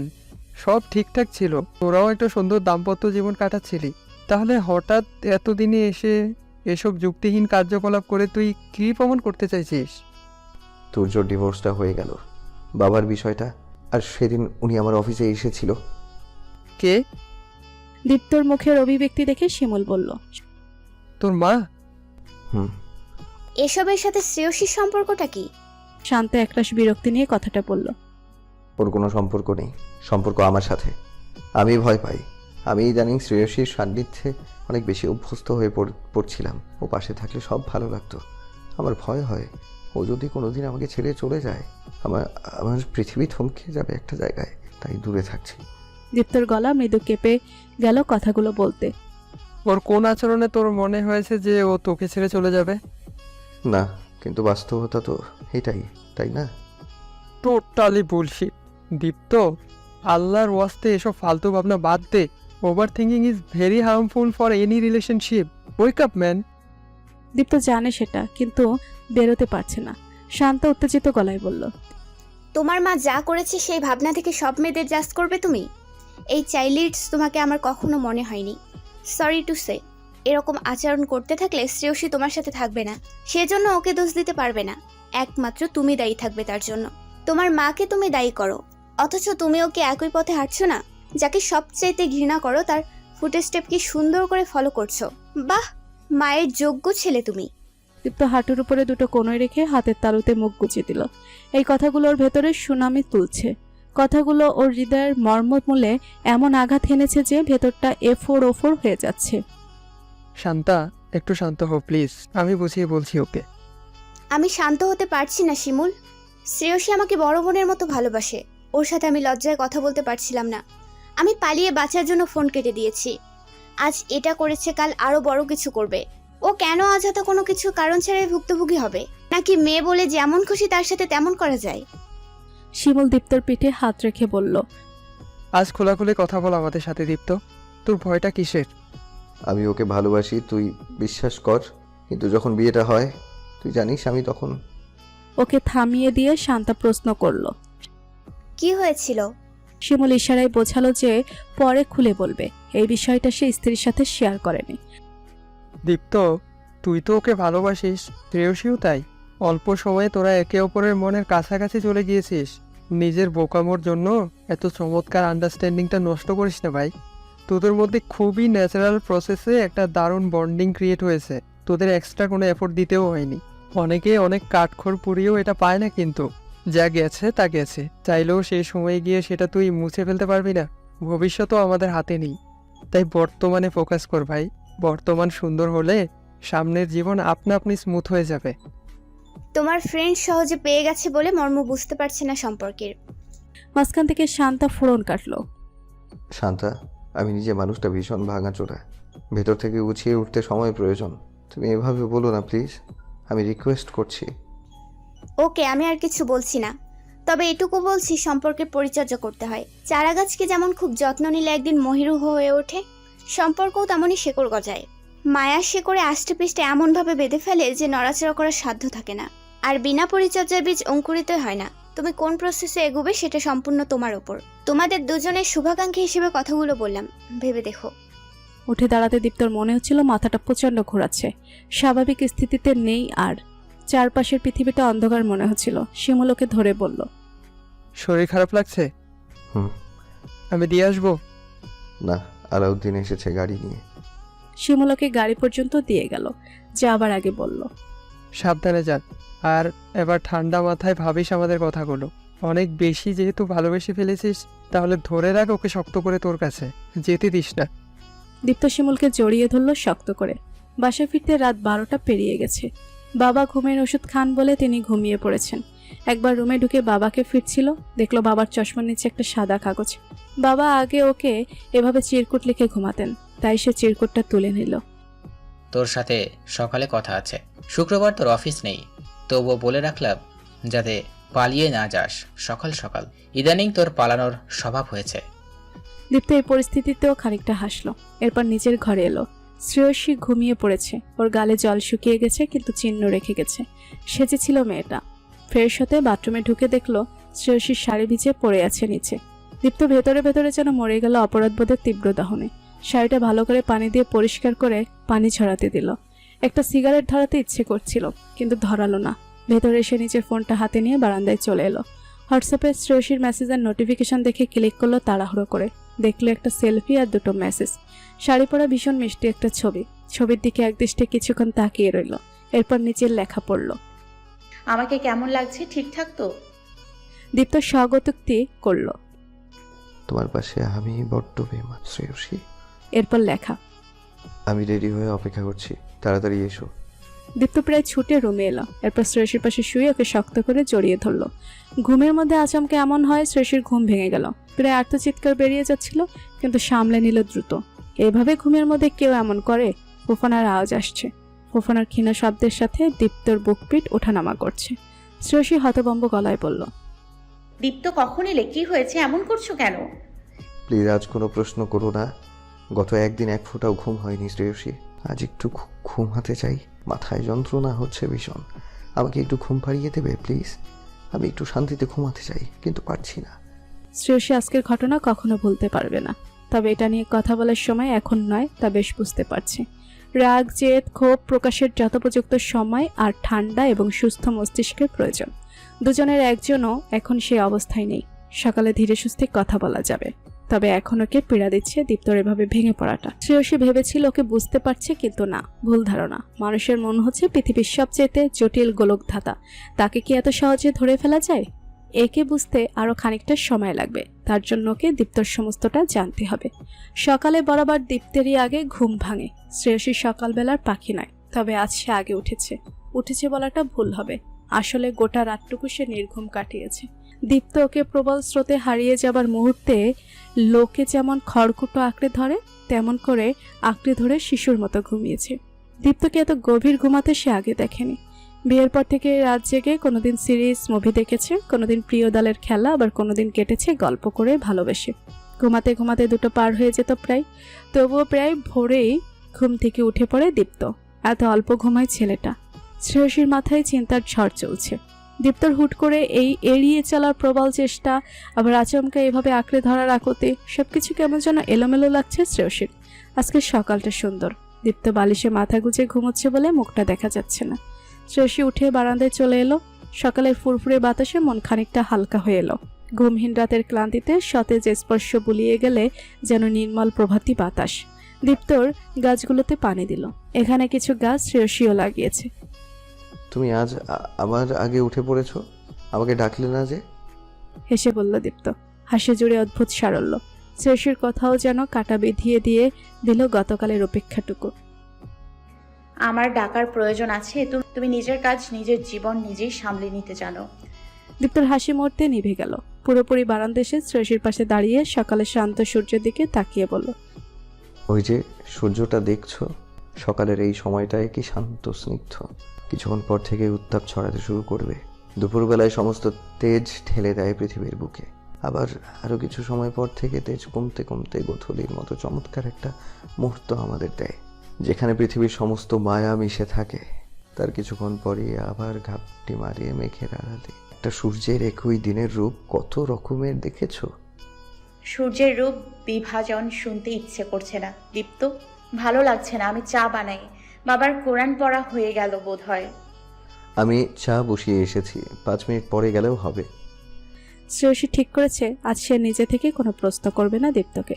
কদিন জিজ্ঞেস করে একই উত্তর পেয়েছে সে উত্তর আজ শোনার বিন্দুমাত্র ইচ্ছে নেই। সূর্যের কথা কেন বললাম বলি। মানুষের সম্পর্কটাও এরকম নানা রূপ নানাভাবে আসে। নানা রকম ভাঙা গড়ায় সম্পর্কের রূপ পরিবর্তন হয় প্রতিনিয়ত। কখনো শান্ত, কখনো উত্তপ্ত, কখনো স্নিগ্ধ, আবার কখনো সূর্যের অস্ত যাবার মতো করে সম্পর্ক অস্তমিত হয়ে যায়। আমি কিছুদিন ধরে খুব ভেবেছি জানো, কিন্তু ওই যে অস্ত যাওয়া, এটা আমি মানতে পারিনি। আমি ভয় পেয়েছি বেশি ভালোবেসে ফেললে হারিয়ে গেলে কষ্ট প্রগাঢ় হয়। কিন্তু আমি তোমাকে নিজের সমস্তটা দিয়ে অনুভব করতে শুরু করেছি। যখন বুঝতে পারলাম তখন ভয় পেলাম। ঘর পোড়া গরু যেমন আকাশে সিঁদুর রঙা মেঘের দেখা পেলেই আগুন ভেবে ভয় পায়, আমিও ভয় পেলাম। আরও দূরে সরে যেতে চাইলাম প্রাণপণে, কিন্তু দূরে যেতে চাইলেও কি যাওয়া যায়? তুমি আরও বেশি করে অদৃশ্য সুতার টানে আমাকে টানতে থাকলে। এই দ্বিমুখী দ্বন্দ্বে আমি এফোঁড় ওফোড় হয়ে যাচ্ছিলাম। চিন্তা এলোমেলো হয়ে যাচ্ছিল। তার মধ্যে আমার বন্ধু তুর্যর ডিভোর্স হলো। ওদের প্রেম দেখে অনেকেই ঈর্ষা করত। সেই প্রেম হারিয়ে গেল। সেদিন অফিসে এটুকু বলে থামলো দীপ্ত। একটানা কথা বলে এবার দম নিল বড় করে। আমি নিজেকে ডিফেন্ড করছি না, সেই মুখ আমার নেই, কোনো জাস্টিফিকেশনও গ্রহণযোগ্য নয় আমি জানি। তবুও উনি যখন আমার সামনে এসে দাঁড়ালেন, আমার ছোটবেলার ওই তীব্র আতঙ্ক ভরা দিনগুলো চোখের সামনে ফিরে আসছিল। বাবার সাথে সংসারটাকে বিষাক্ত করে সেই বিষে আমাদের আকুণ্ঠ ডুবিয়ে দিয়ে তিনি দিব্যি ভালো আছেন। বাবার ভালোবাসা নিয়ে উনি কি অনায়াসে বলে গেলেন, ভালোবাসা বলে কিচ্ছু নেই, মানুষের ফ্যান্টাসি ওসব। আমার ভয় ফিরে এলো, হারানোর ভয়। ক্ষণকাল বিরতি নিয়ে শ্রেয়সীর চোখের দিকে তাকিয়ে দীপ্ত বলল, তীব্র ভয় কখনো পেয়েছো শ্রেয়সী? এমন ভয় যেখানে পৃথিবীর অন্য সব তুচ্ছ মনে হয়? প্রশ্ন করে উত্তরের অপেক্ষা না করে নিজেই উত্তর দিল। আমি পেয়েছি। সেই ছোট্টবেলায় ভয়ঙ্কর ভয়ঙ্কর দুঃস্বপ্ন দেখতাম, এমন ভয়ঙ্কর মনে হতো সব সত্যি। আমি ঘুমাতে পারতাম না নাইটমেয়ারের ভয়ে। রাতে শুলে সেজন্য বাবা আমার পাশে থেকে নড়তেন না। স্কুলে অন্য বাচ্চাদের অভিভাবকদের টিকাটপ্পিনি সহ্য করতে হয়েছিল সেই সময়। প্রতিবেশী এমনকি নিজের আত্মীয় স্বজনের কাছ থেকেও বুলিংয়ের শিকার হতে হয়েছিল ওইটুকু বয়সে। কেউ কেউ হয়তো বুঝেও করেনি, হয়তো নিজের কিউরিয়াসিটি থেকেই কোনো প্রশ্ন করে ফেলেছে বা কিছু জিজ্ঞেস করেছে, কিন্তু আমার কষ্টটা বুঝতে পারেনি। আমি একলা হয়ে গিয়েছিলাম। স্কুলে যে অনীহা তৈরি হলো, মানুষের সাথে কথা বলতাম না, শুধু বাবা ছাড়া আর কারোর সাথে কথা বলতাম না। সাইকিয়াট্রিস্টের পরামর্শে বাবা আমার স্কুল চেঞ্জ করে দিলেন। স্কুলের সাথে গিয়ে বসে থাকতেন। আমার ক্লাসমেটদের সাথে আমার আগে তিনি বন্ধুত্ব করে ফেললেন। তাদের অভিভাবকদের, স্কুলের শিক্ষক, সবার সাথে উনি নিয়মিত যোগাযোগ রাখতেন। বহু কষ্টে সেখান থেকে বেরিয়ে এসেছিলাম, তবে একটা ভয় কখনো আমাকে ছেড়ে যায়নি, একটা দাম্পত্য সম্পর্কের ভয়। এই সম্পর্ক যে কতটা কদর্য হতে পারে আমি তা দেখেছি। তোমাকে বিয়ের পর কাটিয়ে উঠছিলাম খানিকটা, কিন্তু লাস্ট দুটো ইনসিডেন্ট আমার পুরানো ভয়কে জাগিয়ে দিল। এতক্ষণ পরে শ্রেয়সী এগিয়ে এলো ওর দিকে। দীপ্তর হাত দুটো নিজের হাতের মুঠোয় নিয়ে চোখে চোখ রেখে সে বলল, তুমি সূর্যর অস্ত যাবার গল্প করলে দীপ্ত। সকালের মিষ্টি রোদ থেকে শুরু করে গোধূলিতে তার অন্ত এটা বললে। সকালকে কেবল একদিনের, দিন ঘুরলেই তো আকাশ ঝলমল করে ওঠে আবার। এটা ভাবতে পারলে না কেন দীপ্ত? আর একটু এগিয়ে এসে শ্রেয়সী দীপ্তের দুগালে হাত রেখে বলল, যা তোমার অতীতে ঘটে গেছে সেটা চাইলেও জীবনের খাতা থেকে ইরেজারে মুছে ফেলা সম্ভব নয়। এসব মুছে ফেলার দরকারটাই বা কি? জীবনের বাকি খাতা তো শূন্য পড়ে আছে, সেটা ভরাট করবে না? অতীতের ঘষা মাজা না করে নতুন করে গল্পটা লেখা যায়। জীবনের গল্প, জীবনটা চমৎকার দীপ্ত। সেখানে কেবল অপরিসীম দুঃখ নয়, খুঁজে নিতে চাইলে অফুরন্ত আনন্দের উৎসের দেখাও মেলে। সেটা খুঁজে নিতে হয় দীপ্ত। আমি খুঁজতে চাই শ্রেয়সী, আমার সাথে থাকবে? বাকি গল্পটা না হয় দুজনে একসাথে লিখবো, থাকবে আমার সাথে আজীবন। শ্রেয়সী পিছিয়ে গেল 2 কদম। এরপর দীপ্তর দিকে অন্তর্ভেদী দৃষ্টি মেলে বলল, তোমার সব কথা বলা শেষ? আর কিছু বাকি আছে? আরও কিছু থাকলে বলে ফেলো, আজ একেবারে সব শুনে ফেলি। দীপ্ত বলতে চেয়েও পারল না যে শ্রেয়সীকে সে ভালোবাসে, বিয়ে করেনি, বরং বিয়ের পর ভালোবেসেছে। কিন্তু তখন ওর আচরণ। দীপ্ত হঠাৎ প্রায় আঁতকে উঠে বলল, আমি চা বসিয়েছিলাম না, 5 মিনিটের জায়গায় প্রায় 1.25 ঘন্টা চলে গেছে। পাথরের দফা রফা হয়ে গেছে নিশ্চিত। পোড়া গন্ধ যেহেতু পাইনি, বাবা চুলা বন্ধ করে দিয়েছিল তাহলে। তাই ওটা নিয়ে ভাবতে হবে না। উত্তর কই? আমি আগে প্রশ্ন করেছি। হাত ছেড়ে যাবার জন্য ধরিনি দীপ্ত। পৃথিবীর সবাই এক নয়। তুমি কি অন্য 10 জনের মতো? কত সংসার যুগের পর যুগ কেটে যায়, সব না হয় পরে বলি। আমার বাবা মাকে দেখোনি তুমি? তবে আগেও বলেছি, রেসপেক্ট ভীষণ জরুরি একটা সম্পর্কে, সেটা আর নষ্ট করো না। আমার মস্তিষ্কে দুঃসহ যে স্মৃতি গেঁথে আছে, সেটাকে তোমার ভালোবাসা দিয়ে ভুলিয়ে দেবে? যে ভালোবাসায় সমস্ত অসুন্দর ডুবে যায় অতল গহ্বরে, দেবে? এমন পৃথিবী প্লাবী আহ্বানের সাড়া না দিয়ে কে থাকতে পারে? এত শক্তি মানুষকে দেয়া হয়নি। দীপ্ত সকালে খাবার পরে মহসিন সাহেবের ঘরে এলো। ওকে জরুরি ভিত্তিতে দেখা করতে বলেছিলেন তিনি। তখন বাবার মুখোমুখি হতে যতটা ভয় পেয়েছিল, এখন শ্রেয়সীর সাথে কথোপকথনের পরে তা অনেকটাই কেটে গেছে। বুকে সাহস ফিরে আসছে। মহসিন সাহেব বিছানায় নিজের পাশে ইশারা করে ওকে বসতে বললেন। তিনি কথা শুরু করার আগে দীপ্তই বলল, বাবা, আমি সরি। দীপ্তর মাথা নিচের দিকে, সে তাকিয়ে আছে নিজের পায়ের দিকে। সরি আমাকে বলে লাভ নেই দীপ্ত, তুই এখন এই যে মাথা নিচু করে আছিস, তোকে কি আমি এই শিক্ষা দিয়েছিলাম? এমন কাজ কেন করিস যখন নিজের কাছেই নিজের মাথা হিট হয়ে যায়? মেয়েটা কতটা অপমানিত হয়েছে কালকে তোর ধারণা আছে? তোর সাথে যাবে বলে উৎসাহ নিয়ে রেডি হয়ে বসেছিল। ওর চোখ মুখ খুশিতে ঝলমল করছিল। শান্তার ফোন পেয়ে ও হাসি মুখে যে অপমানের ছায়া পড়ল, ওর দিকে আমি তাকাতেও পারছিলাম না। তোর জন্য আমাকে কতটা লজ্জায় পড়তে হলো। মেয়েটাও আমার সামনে বসে থাকতে পারলো না, পালিয়ে গেল। সম্পর্ক এত সহজ নয়, অনেক মূল্য দিতে হয়। দীপ্ত বিছানা থেকে উঠে বাবার পায়ের কাছে বসলো। তার কোলের উপরে মাথা রেখে নিশ্চুপ বসে রইল। গতকাল ওই শাড়িটা ভেজানো দেখে ওর ভেতরের ঝড় সাইক্লোনে পরিণত হয়েছিল। শ্রেয়সী ওর মতো এতটা গোছানো নয়, শাড়ি গহনা নিয়ে গদগদও নয়, তবুও সবকিছুর জন্য ওর মমতা সে দেখেছে। ওই শাড়িটা দীপ্তই পছন্দ করেছিল, জানে শ্রেয়সীর কাছে ওটা কতটা স্পেশাল। শ্রেয়সীর মনের উপর দিয়ে যে কতটা ঝড় বয়ে গেছে, জলপাই রঙের জামদানিটা তারই প্রমাণ। শ্রেয়সীর মন ওই দিগন্তের মতো বিশাল, তাই এত কিছুর পরেও ওর সাথে সহজভাবে কথা বলেছে। ওর ভেতরে বিষাদ মন দিয়ে শুনেছে, আর তার সাথেই কিনা দীপ্ত ওরকম নিষ্ঠুর অমানবিক আচরণ করেছে। এই লজ্জা সে কোথায় রাখবে? বাবা আমি জানি, আমি চাই না, তবুও বারবার ছেলেবেলা ফিরে আসে। কেন আসে বাবা? তুমি তো সব পারো। আমার সেই স্মৃতিগুলো মস্তিষ্ক থেকে একেবারে মুছে ফেলতে পারো না? আমি সহ্য করতে পারি না। মহসিন সাহেব অসহায় বোধ করেন। নিজেকে একজন অক্ষম পিতা বলে মনে হয়। তার একজন ভুল মানুষকে পছন্দ করা খেসারত তার সন্তানকে এভাবে দিতে হবে, এটা তিনি মেনে নিতে পারেন না। তুই শ্রেয়সীকে নিয়ে কোথাও ঘুরে আয় বাবা, তোর ভালো লাগবে। আপাতত শ্রেয়সীর বাড়িতে যা, 2 দিন থাক। এরপর সময় নিয়ে দূরে কোথাও যা, কক্সবাজার, রাঙামাটি, সিলেট, যেখানে তোদের ভালো লাগে। দূরত্ব মিটিয়ে নিয়ে পুরোপুরি। দূরত্ব যে কোনো সম্পর্কে খুন পোকার মতো, ছোট্ট কিন্তু বিশাল ফোড়ন তৈরি করে ভিতরে। শ্রেয়সী এদিকেই হাসছিল, কিন্তু বাবা ছেলের এমন আবেগী মুহূর্তে সে ঢুকতে চাইল না। দুটো নিঃস্ব মানুষ এতগুলো বছর নিজেদের অবলম্বন হিসেবে বেঁচেছে। দৃশ্যটা ওর বড্ড ভালো লাগলো। তবুও সে ফিরে এলো নিজের ঘরে। শিমুলের অফিসের সামনের ক্যাফেটেরিয়ায় দীপ্ত এসে বসতেই সে বলল, তোকে হাসি মুখে দেখে ভীষণ ভালো লাগছে দোস্ত। দীপ্তের হাসি চওড়া হলো। সে বলল, শান্তা কেমন আছে? ভালো আছে। তোর খবর বল, কি জরুরি কথা?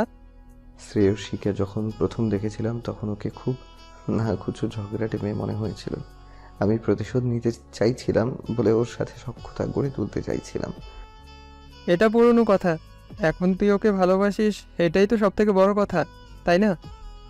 হ্যাঁ তা ঠিক, কিন্তু দেখো আমি কিন্তু প্রিটেন্ড করেছিলাম তখন যে আমি ওকে পছন্দ করি। শ্রেয়সীও তাই ভেবেছিল, তাই বিয়েতে রাজি হয়েছিল। কিন্তু তখন তো সত্যি সত্যি আমি ওকে ভালোবাসিনি। আমি মিথ্যে অভিনয় করতে করতে ওর প্রতি একটা সম্মানবোধ তৈরি হয়েছিল। ভেবেছিলাম সরে আসব, তার মধ্যে সব হয়ে গেল। আমার মধ্যে এটা নিয়ে একটা গিল্টি ফিলিং আছে। দীপ্ত, তুই একজনের অনুভূতি নিয়ে খেলতে চেয়েছিলি, যা অন্তত অন্যায় ছিল। কিন্তু এখন ব্যাপারটা ভুলে যা। এখন তুই ওকে ভালোবাসিস, হয় ওকে তুই নিজেই একদিন জানিয়ে দে, না হয় বেমালুম ভুলে যা, সির্ফ ভুলে যা। দীপ্ত কিছু বলতেই যাচ্ছিল, একটা পরিচিত কণ্ঠস্বর মুখ তুলে তাকিয়ে দেখলো সৌম্য। সৌম্য, তুই কখন? তোর সাথে একটা দরকার ছিল শিমুল, সেই জন্যই তোর অফিসের দিকে এসেছিলাম। তোদের দুজনকে গভীর আলোচনায় মধ্য দেখলাম, ভাবলাম অপেক্ষা করি, তাই পাশে দাঁড়িয়েছিলাম। দীপ্তর ভেতরটা অস্থির হয়ে উঠল। আর মুখভঙ্গি লক্ষ্য করে শিমুল পরিস্থিতি সামলানোর জন্য বলল, কেন এসেছিস বল? এসেছিলাম তো অন্য একটা দরকারে, কিন্তু পেয়ে গেলাম অন্য কিছু। আহারে, প্রিয়সের জন্য খারাপ লাগছে। আমার পাত্রী বাগিয়ে নিয়ে বিয়ে করলি, মেয়েটা ঠকে গেল।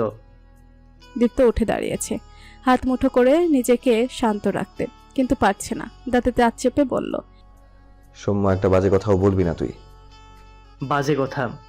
সত্যি কথাই তো বললাম। আর তুই নিজেই তো একটু আগে বললি কথাগুলো। তুই করতে পারবি, আমি বললেই দোষ? দীপ্তর ভেতরে আবারও ভয়ে জেগে বসেছে। প্রচন্ড রাগে মাথা ফেটে যাচ্ছে। ওর ওই লাল্ট মার্কা চেহারা দেখে পটেছে নিশ্চিত। এটাই মেয়েদের সমস্যা। দীপ্ত শ্রেয়সীকে চেনে, তাই ওকে নিয়ে এ ধরনের কথা ওর সহ্য সীমার বাইরে। আর ওর সামনে দাঁড়িয়ে ওর স্ত্রীকে নিয়ে কেউ কথা বলবে আর সে দাঁড়িয়ে দাঁড়িয়ে দেখবে, এতটা অক্ষম সে নয়। দীপ্ত ওর মুঠো পাকানো হাত দিয়ে সৌম্যর মুখ লক্ষ্য করে ঘুষি চালিয়ে দিল। সৌম্য তেড়ে এলো। দীপ্তর ঠোঁট থেকে রক্ত গড়িয়ে পড়ছে। শিমুলের নিয়ন্ত্রণের বাইরে চলে গেল পরিস্থিতি। দীপ্তর অতিরিক্ত রাগকে আরও উস্কাচ্ছিল সৌম্য। দীপ্ত ওর চেপে ধরে আরেকবার ঘুষি মারতে গেল, কিন্তু সৌম্যর কথা শুনে ওর হাত থেমে গেল। তোর বউ যদি এইসব শুনে কি হবে দীপ্ত? নিজেকে নিয়ে তো খুব দ্বন্দ্ব, তাই না? আমার গায়ে হাত দিয়ে তুই একদম ঠিক করিসনি। দীপ্ত পিছিয়ে এলো, চিৎকার করে বলল। তুই ওকে কিচ্ছু বলবি না। সৌম্যর মুখে পৈশাচিক হাসি। শিমুল বলল, তুই তো বিয়ে করেছিস, এখন এসব কেন তুলছিস সৌম্য? ফুঁসে উঠল সৌম্য। কেন? অপমানবোধ শুধু তোর আছে, আমার নেই? আমি অপমানিত হইনি, আমি কিছুই করব না। ভয় পাস না দীপ্ত, শুধু তোর বউকে সত্যি কথাটা বলবো। ও শুধু জানুক এত বেছে বেছে কাকে বিয়ে করছে। ওর ফোন নাম্বারটা আমার কাছে এখনো আছে। ওর মুখের হাসিটা ফিরে এলো। দীপ্ত নরম হয়ে এলো মুহূর্তে। সৌম্য প্লিজ, আমি তোকে রিকোয়েস্ট করছি। সৌম্য সশব্দে হেসে ফেলল। দাম্ভিক লোকেরা রিকোয়েস্টও করতে জানে। আর একটু ভালো করে রিকোয়েস্ট করতো, আমার মন পরিবর্তন হতেও পারে। দেখতে বড্ড মনোরম লাগছে। এখনকার মাঠটাও ভুলে যাইনি আমি। দীপ্ত একটা ঘোরের মধ্যে আছে, কোনো অনুভূতি কাজ করছে না, শুধু শ্রেয়সীর চোখে জল সে সহ্য করতে পারবে না। সে দু হাত একসাথে জড়ো করে স্ফুট স্বরে বলল, সরি। সৌম্য দীপ্তর এই অসহায়ত্ব তাড়িয়ে তাড়িয়ে উপভোগ করছিল। শিমুলের পক্ষে আর সহ্য করা সম্ভব হলো না। সৌম্যকে ঠেলে গায়ের জোরে সরিয়ে নিয়ে যাচ্ছিল। দীপ্তের মনে হলো ওর পৃথিবীটা দুলছে। নিজের অপমানবোধ, আত্মসম্মানবোধ সবকিছুর বিনিময় হলেও সে কেবল শ্রেয়সীকে ওর পাশে চাইল। শ্রেয়সীর জন্য সে নিজের সর্বস্ব বিলিয়ে দিতে পারে। দীপ্ত চেয়ারে বসে পড়ল। দৃষ্টিতে এক পৃথিবীর শূন্যতা। চারপাশে অনেকে ওদের দেখছে। অতি উৎসাহী কেউ কেউ মুঠোফোনে ভিডিও করছিল। এসব কিছুই দীপ্তর মাথায় ঢুকছে না। ওর কেবলই মনে হচ্ছে সব শেষ হয়ে গেল। চারপাশ জুড়ে ভয়াবহ স্থবিরতা যেন। দীপ্তের সমস্ত অনুভূতি অসার হয়ে আছে। শিমুলের ডাকে কেবল মাথা নাড়ায়।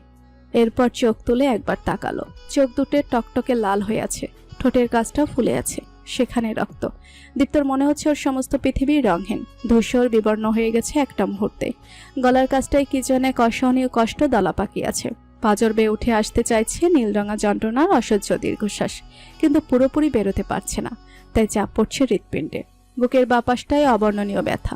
শিমুল প্রায় নিষ্পন্দ দীপ্তকে হাত ধরে টেনে ক্যাফেটেরিয়া থেকে বাইরে বের করলো। গাড়িতে বসেও একভাবে তাকিয়ে আছে দীপ্ত। সেই দৃষ্টিতে প্রাণ নেই। এমন প্রাণহীন দীপ্তকে কোনোদিন দেখেনি শিমুল। চোখ দুটো যেন পাথরের। শিমুল এখন দীপ্তকে নিয়ে ওর বাসায় যেতে চায় না। আঙ্কেলকে চিন্তায় ফেলা ঠিক হবে না, তার নিজের বাসায় নিয়ে যাচ্ছে। দীপ্ত, কিছু বল প্লিজ। শিমুল দীপ্তকে কথা বলাতে চাইছে, তাহলে ভেতরের গোমট ভাবটা কেটে যেতে পারে। কিছু না বলুক, অন্তত মন খুলে কাঁদুক, এটাও চাইছে। শ্রেয়সী, ভুল বললে। রাতের পরে সবার জীবনে সূর্য হাসে না। যাদের জীবনে একবার সূর্য ডুবে যায় তাদের জীবনে আর ভোর আসে না। সেখানে সবসময় ঘুরঘুরে রাতই থেকে যায় সারা জীবন। শিমুল একবার চমকে দীপ্তর দিকে তাকালো। কেমন অপ্রকৃতস্থ মনে হচ্ছে। ঠোঁটের কোণে তীর্যক হাসিতে গভীর অবসান। কারো হাসিতেও যে এত বিষণ্ণতা থাকতে পারে তা আজকের আগে কোনোদিন দেখেনি শিমুল। কথাগুলো কেমন অস্বাভাবিক লাগছে। শ্রেয়সী ওর ডেস্কে বসেছিল। কালকের মধ্যে একটা পেপার সাবমিট করতে হবে। বসে বসে ক্রস চেক করছি। এর মধ্যে সোমার কল এলো। প্রথমে ধরলো না, ভাবলো একেবারে কাজটা গুছিয়ে এরপর কথা বলবে, তাই কেটে দিল। কিন্তু আবার কল এলো। রিসিভ করতেই বলল, শ্রেয়সী, আমি নিলয়ের সাথে রেস্টুরেন্টে খেতে এসেছিলাম। হঠাৎ করে দীপ্ত ভাইয়াকে দেখলাম মারামারি করছিল। শ্রেয়সী বিস্মিত হলো। মারামারি? দীপ্ত কেন মারামারি করতে যাবে? তুই ভুল দেখেছিস বোধহয়। আমি তোকে একটা ভিডিও পাঠাচ্ছি, দেখ। আমার কাছে বিষয়টা খুব জটিল মনে হয়েছে, তাই মনে হলো তোকে জানাই। উনি কোনো সমস্যায় আছে বোধহয়। শ্রেয়সী ভিডিওটা ওপেন করতেই যা দেখলো তাতে ওর কেমন প্রতিক্রিয়া করা উচিত তাই বুঝলো না। সৌম্যকে দেখে মনে পড়লো এর সাথেই সে দেখা করতে গিয়েছিল। তখনই দীপ্তর সাথে ওর মূল যোগাযোগ শুরু হয়। এরপর আর সৌম্যকে দেখেনি সে। ভিডিওতে কথাগুলো স্পষ্ট নয়, একটু দূর থেকে করা। তবে সৌম্যকে দেখে সে দুইয়ে দুইয়ে চার মিলিয়ে ফেললো। এই দ্বন্দ্বযুদ্ধের কেন্দ্রবিন্দু ওর নিজেরই হবার সম্ভাবনা বেশি। দীপ্তকে এভাবে ভেঙে পড়ে হাত জুড়তে দেখে শ্রেয়সীর ভেতরে ঢেউ ভাঙতে লাগলো। সে যতদূর চেনে দীপ্ত নিজের আত্মসম্মান বোধ নিয়ে অত্যন্ত খোঁতখোঁতে। কখনো বাড়াবাড়ি পর্যায়ে তা চলে যায় বলেই ও প্রথমে রিজেক্ট করে দিয়েছিল। কতটা ভেঙে পড়লে বা কোন পর্যায়ে গেলে মানুষ জাগতিক প্রখর সম্মানবোধকেও বিসর্জন দিতে পরোয়া করে না তা উপলব্ধি মাত্রই ভীষণ অস্থির হয়ে উঠল সে। জরুরি কাজ শিখে তুলে ছুটল বসের ঘরে। স্যার, আমার এক্ষুনি ছুটি লাগবে। ভীষণ জরুরি আর ব্যক্তিগত কারণে। কিন্তু কাল ঠিক আছে, আপনি আপনার কাগজটা সুমন সাহেবকে বুঝিয়ে দিয়ে চলে যান।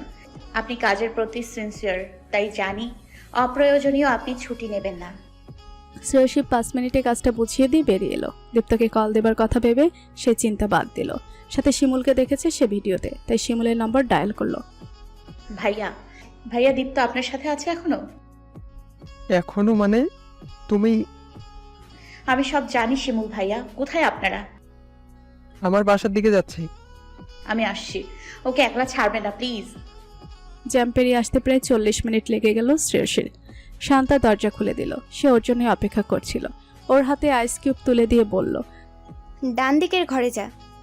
শ্রেয়সী কোনো কথা না বলে ভেতরে চলে এলো। দীপ্তা বিছানায় বসে আছে স্ট্যাচুর মতো, পাশে শিমুল। সে শ্রেয়সীকে দেখে উঠল।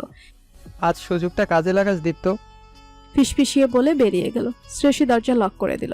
পায়ে পায়ে এগিয়ে এসে দীপ্ত চিবুক ধরে মাথাটা তুলল। ঠোঁটের কাটা অংশটুকু দেখে ভেতরটা মোচড় দিয়ে উঠল। কোনো প্রশ্ন না করে পাতলা কাপড়ে পেঁচিয়ে বরফ কষতে শুরু করলো। কিছুক্ষণ সময় নিয়ে জিজ্ঞেস করলো, আমি আজ এক্সপ্লেনেশন চাইছি তোমার কাছে দীপ্ত। দীপ্ত মাথা ঘুরিয়ে যেন পালাতে চাইছিল। শ্রেয়সী শক্ত করে দুহাতে ওর মুখ উঁচু করে নিচের দিকে ধরে রেখে দীপ্তকে বাধ্য করলো নিজের চোখের দিকে তাকাতে। দীপ্ত বেশিক্ষণ শ্রেয়সীর চোখের দিকে তাকিয়ে থাকতে পারল না। ওই চোখে সে নিজের জন্য ঘৃণা সহ্য করতে পারবে না। দীপ্ত চোখ বন্ধ করে ফেললো। বন্ধ চোখের কোণ বেয়ে জমে থাকা অশ্রুবিন্দু গড়িয়ে পড়ল কয়েক ফোঁটা। শ্রেয়সী সেই জল নিজের হাত দিয়ে মুছে দিয়ে বলল, তোমার ওই বন্ধুর সাথে আমাকে নিয়েই তো ঝামেলা করেছো, তাই না? আজ সত্যি কথা বলবে? আমার কপালটাই খারাপ শ্রেয়সী, কিন্তু আমাকে তো বলতেই হবে। কিন্তু জানলে তুমি আমাকে ছেড়ে চলে যাবে, আমাকে আর ভালোবাসবে না, আমার সাথে তোমার সময়গুলো ভাগাভাগি করবে না। দীপ্ত, যা বলার সোজাসুজি বলো, এখন এসব শুনতে ভালো লাগছে না। তুমি জানো আমার কতটা টেনশন হচ্ছে। আমাকে তুমি কষ্ট দিচ্ছ প্রতিনিয়ত, বুঝতে পারছো না?